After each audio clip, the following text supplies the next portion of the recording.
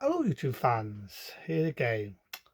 And as you know, on Saturday, the big day, I'm watching the new He-Man film. That's right, the new He-Man film. So I'm going to do a lot about He-Man, probably review some of the animated series, probably the one we all know being She-Ra, what was sort of like the follow-on to He-Man, with He-Man's long-lost twin sister. Probably what inspired He-Man, some of the spin-offs of He-Man, some of the other animated cartoons from the classic 80s to the 90s, even the movie. So on, why not? So it's going to be a ball, it's going to be a fun roller coaster ride, why not? So at the moment, I'm going to give you the history of He-Man.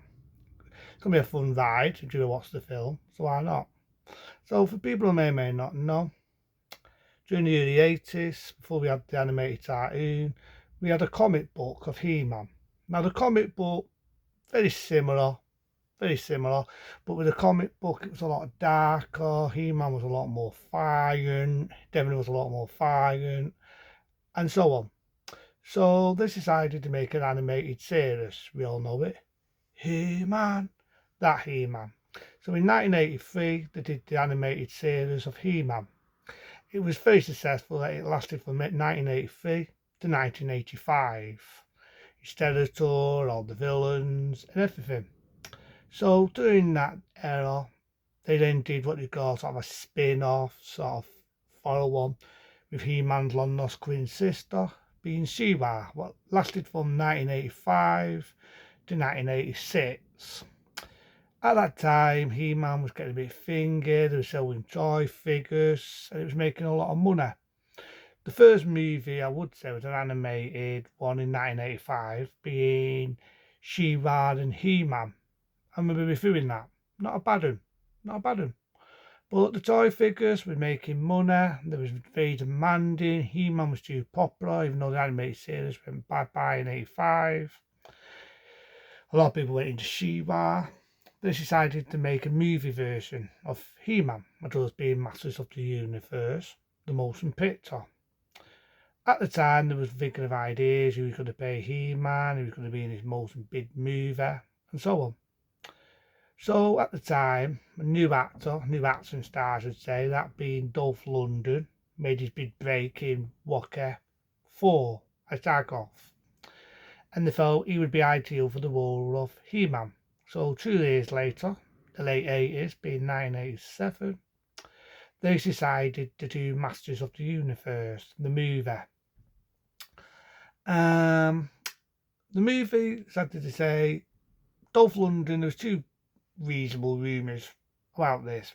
One, Dolph Lundgren didn't think he was good at playing the role, or there's the other rumour that Dolph Lundgren didn't like the idea. He felt he was going to ruin his career playing a toy figure or an animated cartoon. So there was ideas from Tannen to do Masters of the Universe 2. That's right, Masters of the Universe 2. But sadly to say, it never got to be. The film bombed, and it's sad in one way. One way, I'll get around Masters of the Universe 2, the movie we never got to see, because I do know in that there was going to be She-Ra in it. It was going to be a different actor to play He-Man. It was going to be more on his universe. It was going to be the Potter universe was dying out and all this, and so on. And in all fairness, I like that idea. I think that would have been a really good idea for He-Man, and so on. So like I say, back in that era, we had all the figures of He-Man, and just like Star Wars, the figures were brilliant. I had, and this is just history of me, I remember having a He-Man figure, I remember having a Skeletor figure, I remember having that big thing that looked like a fucking werewolf, I had the Awful figure, I had Bracklechar, I had quite a few of the Masters of the Universe figures. And in all fairness now, in all fairness, I feel like slapping myself, because if I would have known what I know now, they would have been worth a lot of money. A lot and lots of money. Just like the original Star Wars figures, they also would have been worth a lot of money if you kept them in the original box. But silly me, Never knew that. There was a lot of books of He-Man as well. Like I say, the animated series came out. Sadly to say, or like I said, there was going to be a Masters of the Universe 2. But of all the movie companies, had to be done by Tannen. Tannen at that time wanted to make it big. It was the same year when they did Superman 4. It's like all the test of shit.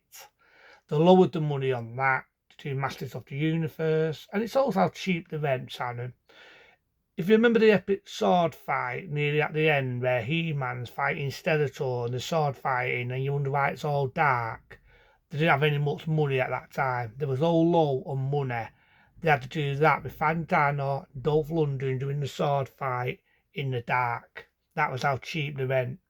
And that's how low money the Tannen went.